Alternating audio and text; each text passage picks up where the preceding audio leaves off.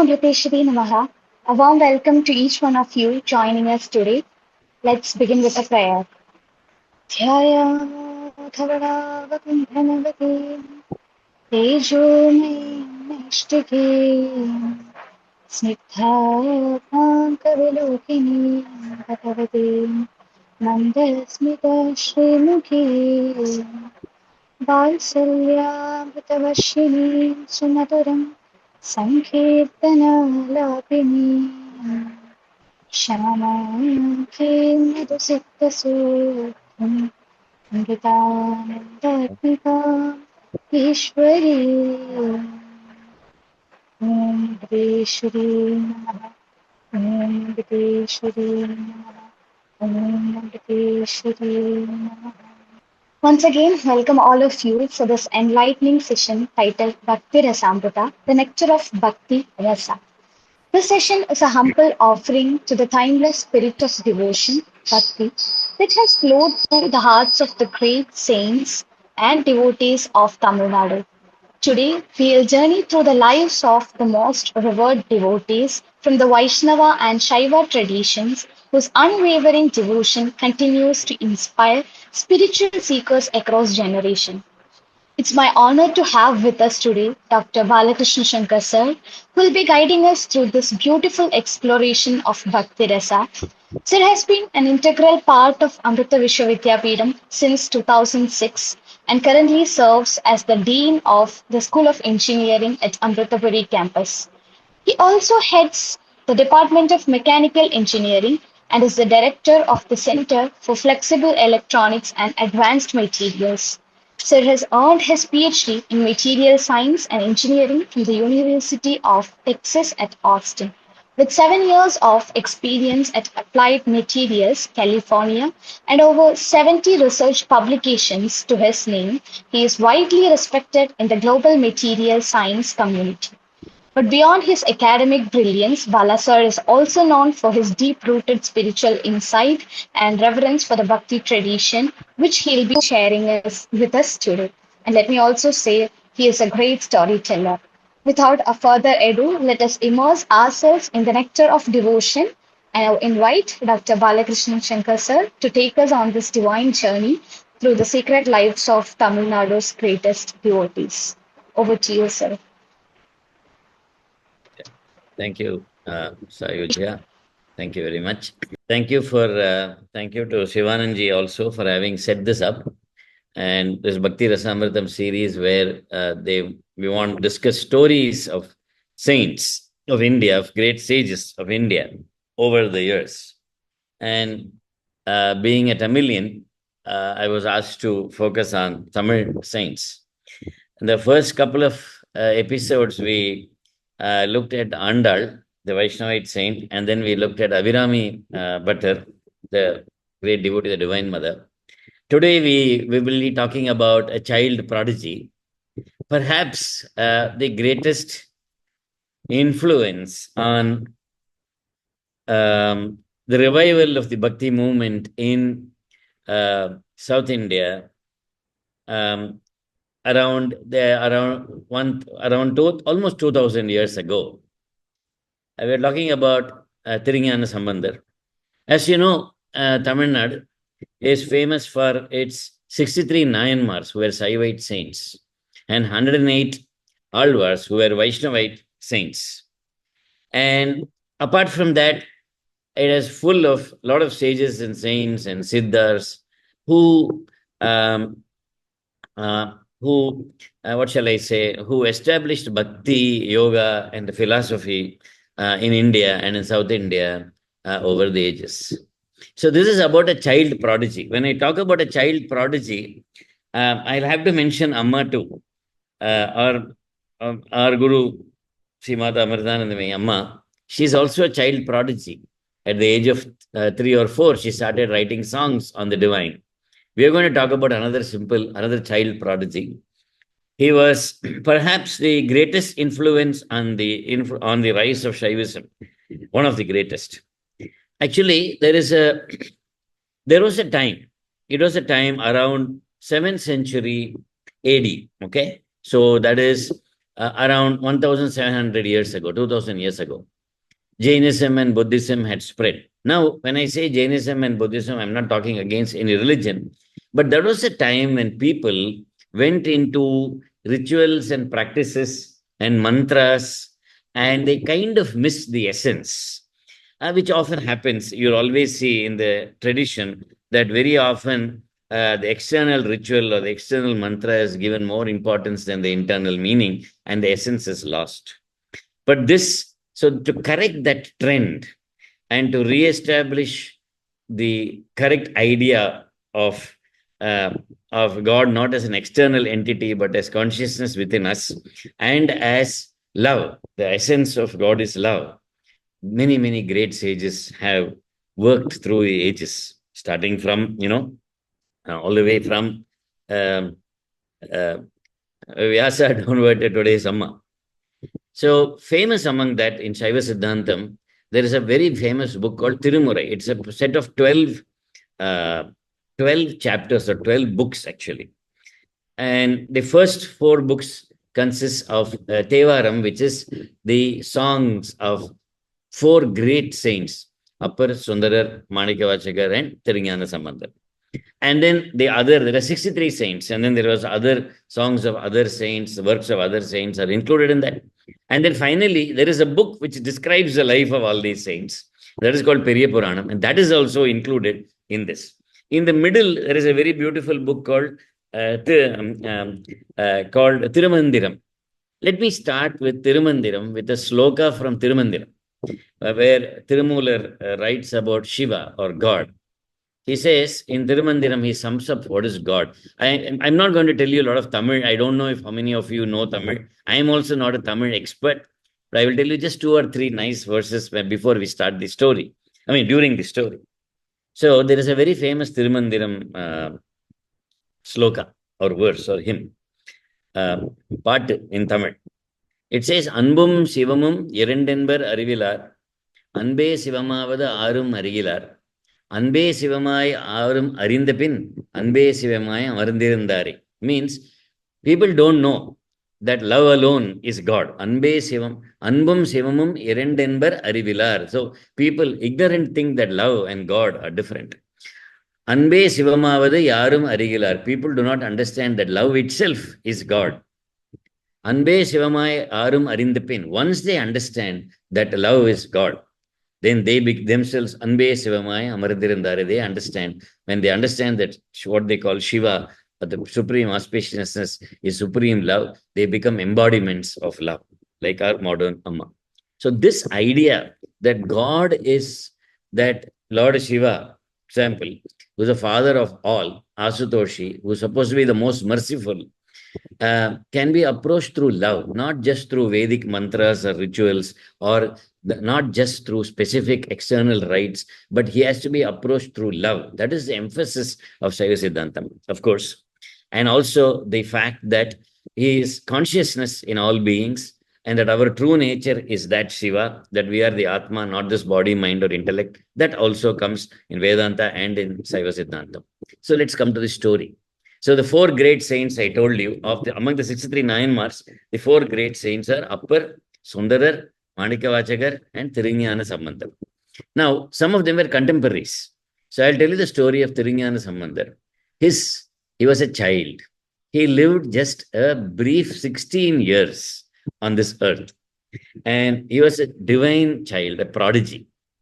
And his father's name was, they were born in the town of Sirkali, near Tanjavur. Still the house is there, the temples are there. Whatever I'm going to tell you is recorded history. And the places where he went is there. And several incidents associated with his life is there. The houses where he visited, everything is there. Nothing is, this is all recorded history. And it's 7th century AD, so there was recorded history. It's part of very much written history. So he was born in Sirkali, which is a town near Tanjore. And there is the Shiva there. It's called Brahmapuram, and Shiva there is called Tirutoni-appar. There is Lord of the Boat. So basically, the God roses across the ocean of life, the Lord of the Boat. So it's a very nice name for the Lord. It's a Lord of the Boat, because he basically takes us across the ocean of life and death. He takes us on the boat, and the boat is his name, or Shiva. The God's name is the boat that takes us across the ocean of God. So, of birth and death. So his father's name, there was a man called Sivapada Hridayar, means he was a great Shiva, devotee of Shiva, and his heart was on Shiva's feet. That is the meaning of the word Sivapada Hridayar. His wife's name was Bhagavati. Sivapada Hridayar prayed for a child who would, no, he prayed that somehow or the other, that the true philosophy should spread across the world, and people were forgetting true philosophy. They were getting into rituals and mantras. They were using mantras those days to kill each other, to affect each other. They were using mantras to attain worldly things, or to attain certain, what shall I say, ends, like, power or money or something like that. We're believing in rituals. They forgot that beyond all that, there was something which is much beyond all that. So he prayed that this should be revived. He was a Shiva devotee. So you will find that in Sanatana Dharma, you will find that you can choose whichever form of God you want to worship. And so pure non-dual Brahman, that is God, when you view it as Shiva, it comes to you as Shiva. When you view it as Vishnu, when you view it as Vishnu, it comes to you as Vishnu, etc., etc. So we're talking about Shaivite saints here. So he worshipped Lord Shiva, Shivapada Hridaya. And he, because of his devotion, was blessed with a divine child who was Jnanasambandar. In fact, his some people say the Jnanasambandar's name, of course, was Sambandar. People also call him Pillayar. Pillayar means respected child. It also is the name for Ganesha. So we really don't know what the original name was, but mostly it is Samandar. And it was a wonderful child, but a normal child, and the father did not know that this is dealing with a prodigy, that is dealing with a genius, the spiritual genius. And the child was about 3 years old. And one day, the father used to every day go to the temple in Sirkai. And he used to take a dip there and go inside and do his puja, etc., and come. One day the child cried, saying, "No, no, you have to take me with you. You have to take me with you. And I also want to come with you to the temple." So the father said, "Okay." And he took Samandar, the young child, with him to the temple. And he said, "You wait here. I will go inside. I'll bathe in the tank and come. Only then they can enter the shrine. So I'll bathe in the tank and come. You wait here. Don't go anywhere." So then the father went and bathed and went for his bath in the tank. That time the child, getting afraid that a father was not near, the story goes that he turned to the Gopuram and cried for his father. He cried for his father and for the mother. The child, being afraid that his father had gone away, he can't see him for a long time, the father had not returned, he cried for his father and mother. The another version of the story goes is that he was hungry and he cried for milk. Either way, what happened is, being a divine being and being a highly advanced being. See, some of these prodigies, they have completed maybe their sadhana in several previous births. So maybe they have just a little bit left. Or maybe he was sent by divinity to start this divine movement on earth. Most probably that is what happened in this case. So he cried for the Lord. He cried, crying for his father and mother. The little child cried, looking at the Gopuram of the temple. Immediately, Parvati Parameshwara appeared there. Shiva and Parvati appeared right there on the sky. And the story goes that Shiva asked Parvati to, because the child is crying, give him some milk. And Parvati, the Divine Mother, gave him her breast milk of knowledge, and the child drank the milk, and Shiva and Parvati vanished. And having drunk milk from the Divine Mother, having drunk what is known as the Jnanapal, the milk of wisdom, instantly the child became an omniscient Jnani. And all the knowledge of the Vedas and the knowledge of the Upanishads, the knowledge of Shaiva Siddhantam, the knowledge of the true self, and incredible bhakti immediately flooded into the child's mind. Now, maybe what it means is that he had a vision of God and God blessed him with the realization. That could be. But the fact is that when the father came back, he saw the child with milk dribbling from its lips. And the father got horrified. Who drank? Who gave you this milk? So he sees a child. He asked the child to be there. He's gone, had a bath and come back and comes back and finds the child there with milk dribbling from its lips. So the father was very afraid. Who gave you milk? Did some non-Brahmin give you milk? Those days they were very, caste conscious and very orthodox. And who gave you milk? The child takes. There's a very famous painting you can see on web. He takes a stick. The father takes a stick, about to beat the child, saying, "Tell me who gave you milk." And the child answers. I will tell you it's a world famous Padikam. It's a world famous shloka. The child who does not know Tamil, who has not learned Tamil grammar or poetry, or doesn't know anything, suddenly answered in chaste poetry. It said, "Who gave you milk?" was the question.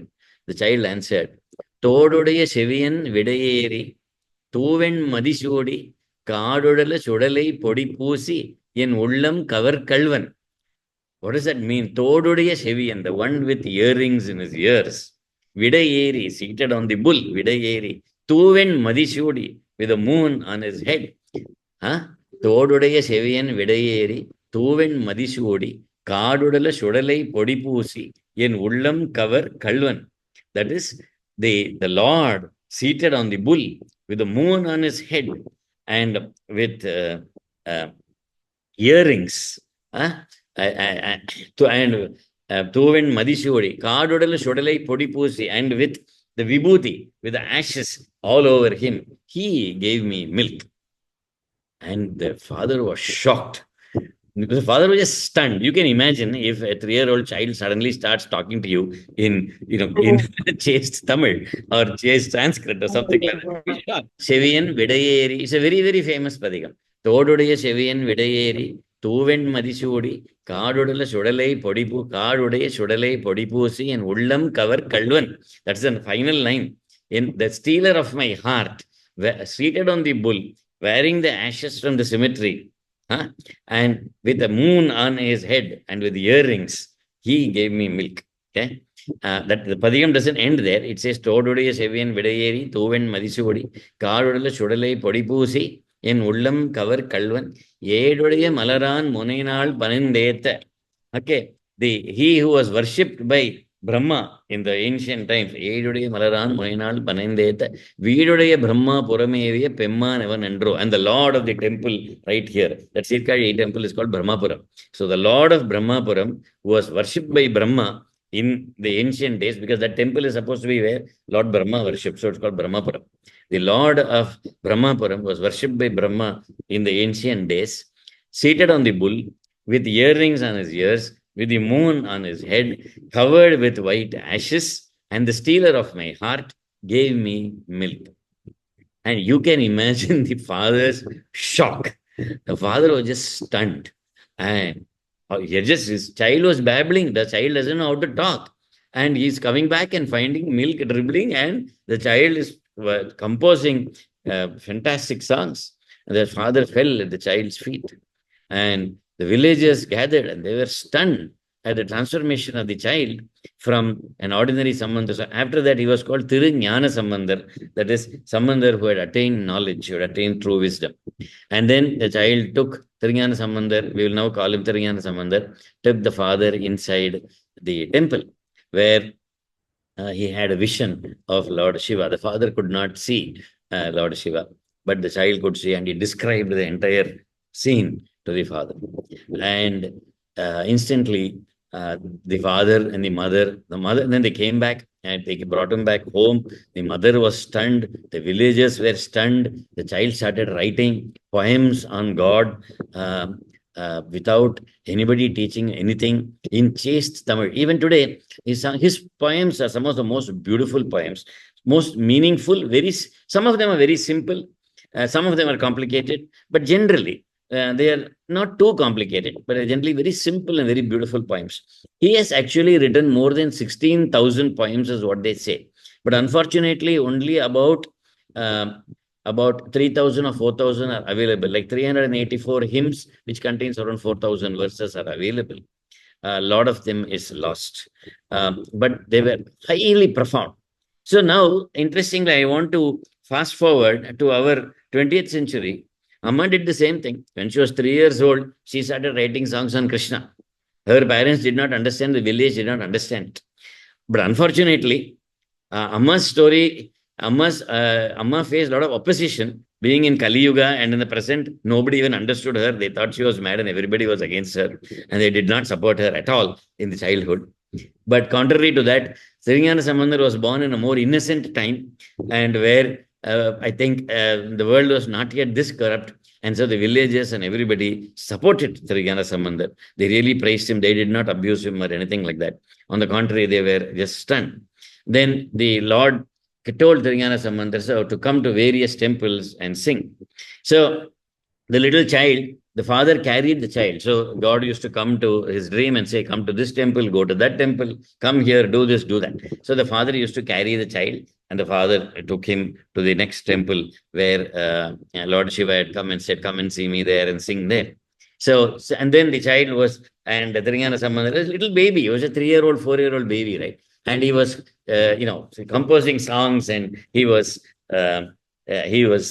clapping his hands and composing songs. And they found that he was very ecstatically clapping his hands and singing, and his little baby hands became red. So seeing that, God's heart melted, and God sent him golden symbols, kaimani. And he was using the kaimani. Even today, if you go to Tamil Nadu temples, you will find sculptures of Jnanasambandar. He is either seen as a little small child, he is either depicted as a small child or a young teen dancing and singing with his finger pointed up, because that is where he had a vision of Shiva who came and gave him milk. So anyway, so God gave him the symbols to clap with, and then he went from there. And then he used to walk on the hot sands with the father and others following. The father used to carry him, etc. And he used to go and sing songs and talk about God to various people at the age of 4 and 5. So one of these occasions, what happened was the sands were extremely hot. For those of you who have walked in Tamil Nadu in the summer, you will know how hot it can get.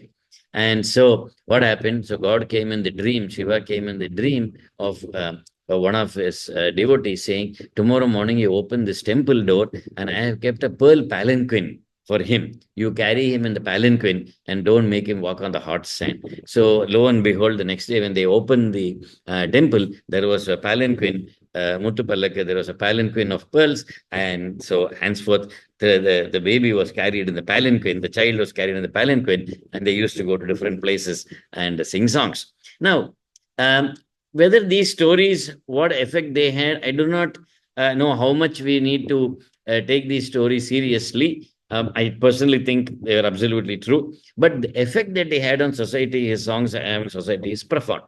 So then what happened is, there were many, many such stories. I will tell you 3 or 4 very, very beautiful stories, and then you will understand. Some of these slokas, even today, people chant. So, contemporary with Jnanasambandar was Upper. Upper was Tirunavukarasar. He was also composing so many wonderful songs. Lord Shiva gave him the name Tirunavukarasar, means the Lord of the tongue. His songs are so beautiful. Upper story, we will deal with in another section completely. We won't have time for that, but they were contemporaries. Now, Upper heard of Jnanasambandar. Jnanasambandar fame was spreading far and wide. This little child was going places, composing songs. He went to a drought hit area. He sang that there should be rain. It rained. Then he went to another place. His father wanted to make a big homam for Lord Shiva and a puja. There was no money left. He prayed. Jnanasambandar went and prayed, please help my father. He wants to do a homam in your name. And the story goes, there's a bag of gold coins that was left on the altar. And then he goes to places where there is, where then in the winter time also, people in one area, in one village where he went, those days, there was a lot of rain near the mountain areas. He went all over Tamil Nadu. And there was a lot of fever spreading among the villagers. And people were dying of fever, and they were very sick. And so Jnanasambandar was so moved. He sang a padigam on Lord Shiva, saying, oh, you blue-throated Lord who drank the poison. Can't you remove the poison of illness from these villagers? He sings a very beautiful song. And the villagers are cured, and the virus or whatever is afflicted, they it vanished. One hopes that such a person would have been around when the COVID time, but anyway, so it vanished. So like that, his fame spread far and wide. So Tirunavukarasar hears about Appar. Tiruñana hears about Jnanasambandar. That is Appar, the great saint. He was also a great saint. We'll talk about Appar, as I told you another time. Another time, he hears about Jnanasambandar and he comes to see Jnanasambandar. Now, Appar is an old man. By that time, Jnanasambandar was going around in India and around Tamil Nadu. Appar was already an old man. So this old man comes, a very beautiful scene. The old man comes, he knows that this child is a prodigy, a blessed child of God, maybe in a divine incarnation. And the old man bows down to the child bows down to the old man, and both become thick friends. They become very deep friends. They go together to temples and they start singing on the Lord. Along with that, there is another person called Yarpanar. Yar means Veena. This is a special type of Veena. He also is a great devotee, and he joined Jnanasambandar, and that was he who set a lot of Jnanasambandar's hymns to music. It was he who set it to music. So then from there, Yarpanar was from near Dharmapuri, near Coimbatore. And so that time what happened is he takes the Yarpanar goes to see his relatives, and he's very happy to introduce Jnanasambandar to his relatives in Coimbatore and all that. But the relatives feel that it is Yarpanar who made Jnanasambandar famous. He says he's only composing the song, but you are the one who's setting the music. That is why this man is famous. You know the way people talk. But Yarpanar was very disappointed. He said, no, this child is a divine. Don't say like that. And he comes and tells Samandar, this is what my relatives are saying. Can you please correct them? And Jnanasambandar smiles. But then Yarpanar asks, can you please correct them? So Jnanasambandar prays to God, and out comes some very, very complicated poems, and which Yarpanar cannot set them to music. Then he goes and tells his relatives, see, this is a divine child. He has written stuff which I cannot even compose to music. It's extremely difficult. And then they realize Jnanasambandar's greatness. At that time, there was a king whose daughter was very sick, and Jnanasambandar goes and prays to God and cures her of the sickness, and prays he cures her of sickness, and around the village he is staying there, and he is becoming more and more famous. So one day, many nice incidents are there with Appar and Jnanasambandar together, two great Saivite masters, great spiritual masters, one an old man of 80, another a young child of 7 or 8, walking together, singing songs, healing the sick, and doing various services. There is a very nice temple in Tamil Nadu called Vedaranyam. It is still there, you can see. It is called Maraikkaadu, Marai means Vedas. So Maraikkaadu is a forest of the Vedas, Vedaranyam in Sanskrit. In Tamil, it's called Maraikkaadu. There was a very interesting incident. There, the temple doors were supposed to have been opened by rishis of the yore during the time when the Vedas were first composed. But after the door closed, nobody could open it. So there was another small entrance only through which the people can go in and worship the Lord and come out. So then Jnanasambandar asks Appar, why don't you sing your songs here and ask God to open the door so that it can be easy. The temple is still there, the door is still there. So people can enter the temple easily. Why don't you sing some songs and open the door? Then what happens is the Appar starts singing. One song, first song, second song, third song, nothing happens. Fourth song, fifth song. Finally, sing 10 songs. After 10 songs, the door opens. Then both of them go in and they pray to God, and they come out. And then they realize that God maybe wants the door shut for some reason. So Appar says, oh, no, it is better to close the door back. It's still there. The temple is still there.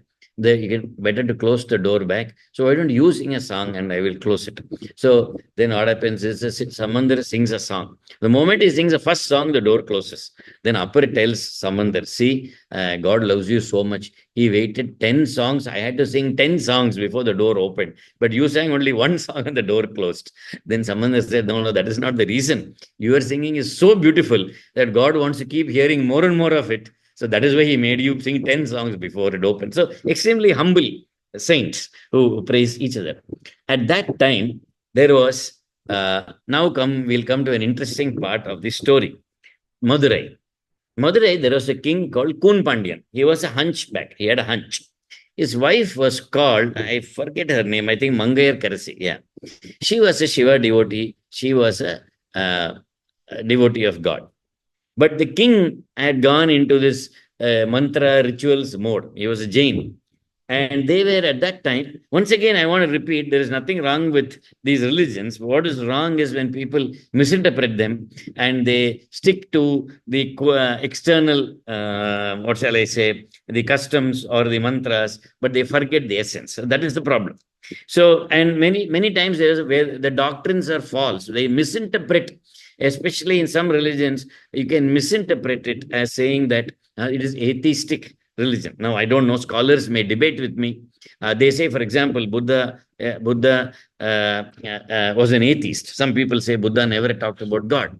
But on the other hand, no less a person than Swami Vivekananda says, if Buddha is an atheist, it's good to be an atheist. Then, I mean, if such a great atheism can produce a giant, compassionate giant like Buddha, then it is good. So I think, actually, when Buddha was asked about Ishvara, I think he didn't comment about it because people wouldn't understand it. And that maybe was misinterpreted as atheism. I'm not sure. I mean, I do not want to venture into that philosophical debate. But for whatever reason, there was in Madurai, the king and his court mostly were Jains who had misinterpreted their religion and who were atheists, and they were not for the path of love. So they call the king and the queen and the minister are devotees of Lord Shiva, and they sent word to Jnanasambandar, why don't you come and talk some sense into the king and try to change his heart? But, and Madurai, of course, is a famous Meenakshi temple. Meenakshi Sundareshwara temple is there. And it was very sad to see that the king of that place was not supporting the temple or the spirit of worship behind it. So they came and told Jnanasambandar. But Appar was very worried. Appar, the old man, who was also equally great sage, he told Jnanasambandar, no, don't go. Those people are plotting against you. They are very bad. Also, he looked at the astrological chart and he said, time is very bad. There are bad omens everywhere. The cold means planet. The Grahanila, they call, no, in Sanskrit, the Grahanila, or the position of the planets, the cold serial, naal serial, cold serial. That is, a day is not good. The planets are not good. Don't go. But then Appar knows, of course, but maybe he wants Jnanasambandar, he's provoking Jnanasambandar's reaction. Then Jnanasambandar sings this extremely famous poem. Okay. Toluru Veli Pangan Vidamunda Kandan. I forgot the first line. Anyway, there's a very, very famous poem that he sings. It's called Kolaru Padigam. And even today, people sing that in order to get rid of difficulties in their life. When people say that it is when they're going through difficulties in life, or the position of their charts or planets are very bad, they sing this padigam and they have miraculous results. So he sings that and says, when God's grace is there, astrology and all won't work. Don't worry about it. God is protecting me. I forgot the first line. Okay. Vidamunda Kandan, Viga Nalla Veena Talivi, he says, when the Lord who has drunk poison, and whose one side is Uma, that is Ardhanarishwara, when the Lord is with me, these planets won't affect me, he said, and he walked off to Madurai. So he goes to Madurai, and the queen and the minister are very overjoyed that the child saint has come. Many people are very excited to see how the Jains and the child would debate. And what happens is the Jains are afraid that this philosopher has come, that the people would be, maybe swayed by Jnanasambandar. So what they try to do in the night, they try to set fire to the Jnanasambandar's house. But they come and tell Jnanasambandar also. Some people come and tell these people are planning to put you in fire. These people are planning to burn you up. But Jnanasambandar chants Om Namah Shivaya and he sleeps peacefully, knowing fully well that God is with him. Sure enough, the fire does not burn the house. Nothing happens. But on the contrary, the king who supports these people, the heat is supposed to be transferred from the house to the king's body. And the king starts suffering from this terrible disease, burning all over. His stomach is burning and he's in terrible pain. Then the queen tells him, see, you were plotting against this child saint. That is why you are suffering now. You call him and he will cure you. And then at that time, the Jains also come. And the story goes, and the Jains and Samandar, Jnanasambandar are sitting together and they say, okay, who will cure him first? Let us have a competition. Jnanasambandar is smiling, and the Jains chant some mantras and touch the left part of the king's body. And then they touch the left part of the king's body, and the pain even increases. And the king says, you please get lost. The pain is increasing. You're on the contrary, you're not. And the entire left part is supposed to be burning. Then he pleads to Jnanasambandar, please help me, try to cure me. And Jnanasambandar then takes some vibhuti, right? Neeru, it's called in Tamil. And he sings the very, very famous padikam.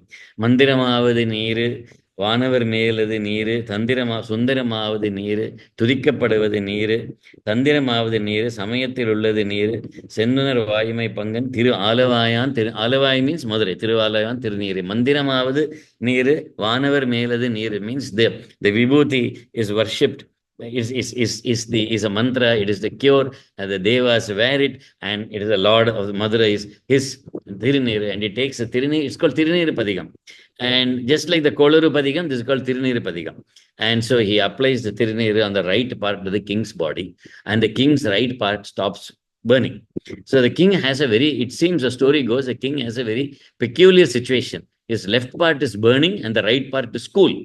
And so then he realizes that, then he pleads to Jnanasambandar to apply it all over his body. And Jnanasambandar prays. There are some more hymns some more hymns in the Tiruniru Padikam. He sings that and the king is cured. But the Jains still do not accept it. Then they say, no, we will do one thing. We will light a fire, and you put your hymns into the fire. We will put our philosophy into the fire, and then we will take out the paper. Which one doesn't burn is a winner. So then Jnanasambandar agrees to that. He just writes Namah Shivaya on the paper and he puts it. And they put their philosophy and they put it in the fire. And then their papers get burnt. The story says where he wrote Namah Shivaya, nothing happens to the paper. It comes out even more beautiful than before. And the Jains still don't accept it. And then they tell, no, this is not okay. One final test we will do, and we will, what shall I say? We will put the poems that you wrote and what we wrote in the river Vaigai.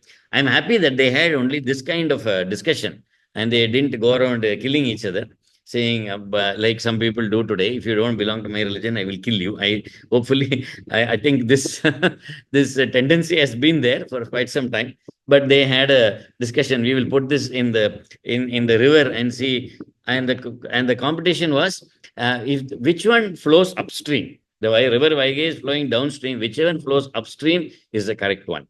So then the Jains put their philosophy into the piece of paper and put it into the water, and the water Vaigai flowed fast and took it to the ocean, with the Jains chasing after it, trying to catch it, but it went and flew into the ocean. Then came Jnanasambandar's turn, and he writes a very beautiful song, and he even writes a temple name up to which this thing should float, and he puts it in the Vaigai river.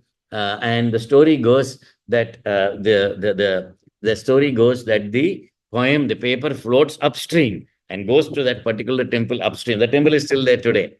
And interestingly, he sings this very famous Padikam. Let me read that to you. Valga Andanar Vanavar Aninam means may the sages live long. May the devas live long. Aninam, may the cows be happy. May all animals be happy. Vega Tanpunal Vendanam Onguga. So he says, and let the king become straight. Let the Vendaram Onguga. Remember that the king was hunchback. So immediately when Jnanasambandar sings that, the hunchback is gone, and the king becomes straight, and he is called Nedunjeliyan. He becomes Nedunjeliyan, Nedunjeliyan, Nindrachir Nedunmaran he is called. So what happens is the Kun Pandin becomes straight, and then Vendanam Ogu. It's a very, very famous verse. Vendanam Ogu. Alga Thiye may all bad things be destroyed. Aran Namame Shurga. That is a very, very famous statement. Aran Namam, Aram means Shiva. Aran Namame Shurga means may the world resonate with Lord Shiva's name. That is what he writes. Aran Namame Shurga. Vayaga Munduyar Tirgave, for the world to be in peace. And the verses float upstream. And then the Jains accept defeat, and they accept that bhakti and love is a valid path and not just rituals, but you don't have to follow rituals in this, but if you have love in your heart, that is enough to reach God. Anyway, so now by the time all this is happening, Jnanasambandar, we'll come to the end of the talk now, is around 16 years old, and now comes one of the most beautiful, moving, and the final part of his life. Then his parents come and tell him, Jnanasambandar, they say, "Oh, Kuti, we have done nothing for you. From the age of 3, you have been taken over by God. You have gone all over the world. You have done all over this. You have written so many songs. You have spread devotion everywhere. There's nothing we have done for you, but we have a parental duty to do. We want to see you married. So can you please, will you accept to get married?" And Jnanasambandar says, okay.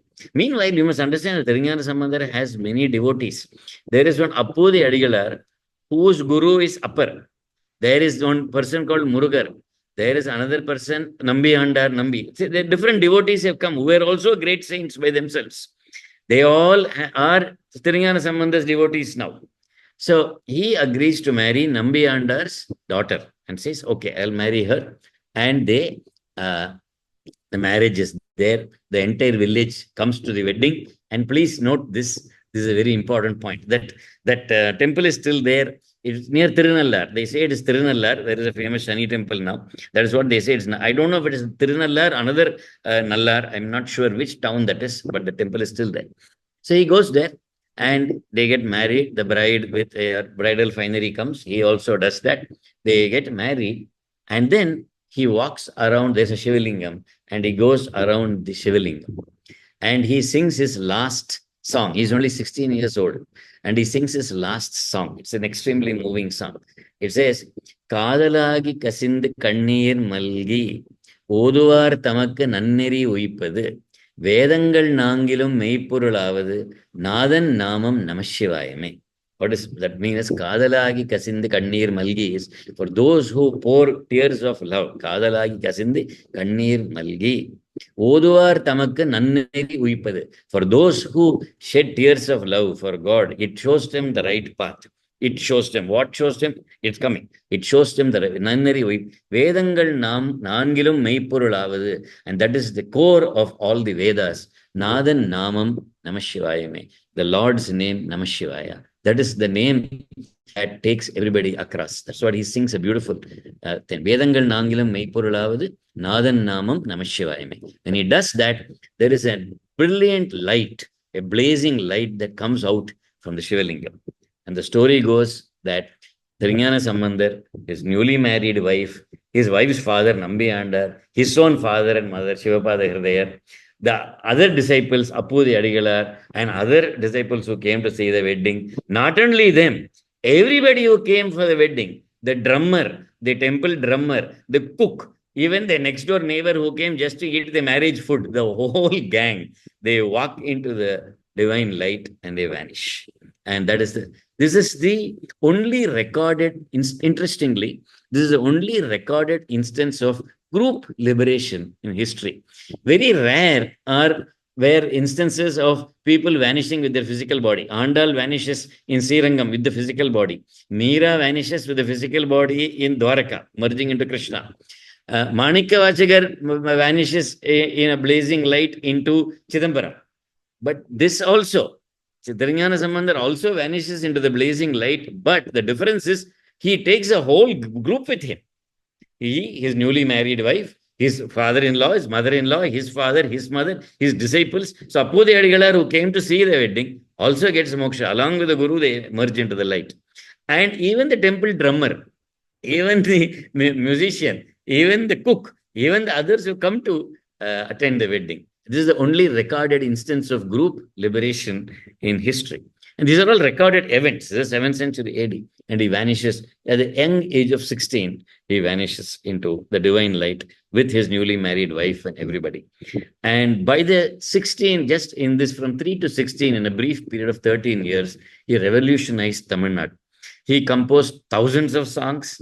He established the path of love and bhakti, along with Upper and others. He had many disciples from all walks of life. He broke the barriers of caste. If you look at the Periya Puranam, the 63 Nayanmars, many of them are from, for example, Kannappa Nayanar was a hunter. Then another Yeripage Nayanar was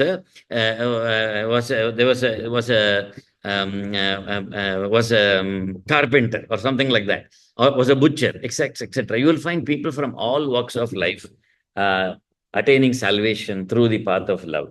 So this is a very great story, and the temples he went to are still there today. The poems he wrote are still there today. Many people still chant Kolaru Padigam, Tirunir Padigam, this Vedangal Nangalam Maipurala with his songs, the songs that he sang in Chidambaram, the songs that he sang in different places are still inscribed on the walls. There is a very beautiful temple called Svetaranyam. I have been there. And there it seems when he walked into the temple, he saw that everything was Shiva. And he just cried out, how can he step into the temple? Because he can't put his foot into the temple. So he cried out, Amma, he cried out, and Devi came and took him in her arms and took him into the temple, the child. And so the sculpture of Jnanasambandar is Devi carrying him in her arms. So indeed, he was a divine child. And along with Andal, who was a divine child who vanished into the light at age of 15, Jnanasambandar was a divine child who vanished into the light at the age of 16. And these are the prodigies who have, kind of changed or steered India's spiritual history. So that's the story.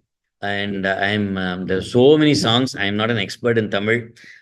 You should Google it. And there are many things online. There are research works. There are PhDs done on his work. You should look at all that. And go to those temples if possible and recite these, and you will find it exhilarating and beautiful. Namaskar. Thank you. Namaskar. Thank you, sir. If anybody is having any questions, you can unmute and ask. It was a very nice talk, sir. It was a very nice talk. Thoroughly enjoyed. The one you were mentioning was Veyuru Tholi Bangan Vidamunda Yes, Veyuru Tholi Bangan, yes. Masaratingal Gandhi Mudimel and very nice, very nice. It was very, very nice talk. Enjoyed. Thank you. Thank you. Yes. Veyuru Tholi Bangan, yes. But I like the fact that the only recorded group liberation in history. I like the fact that everybody went into the light, even the drummer and the cook and the music, everybody in that marriage party went into that light. Thank you, sir, for the insightful session. Through your words, the devotion of the saints came alive and reminded us of the eternal connection. And to all our participants, thank you for joining us today. May the spirit of Bhakti continue to inspire and uplift us in all that we do. We'll end this with the Shanti mantra. Lokaah samastah sukhino bhavantu. Lokaah samastah sukhino bhavantu. Lokaah samastah sukhino bhavantu. Om Shanti Shanti Shanti. Om Shri Gurubhyo Namaha. Harihi Om.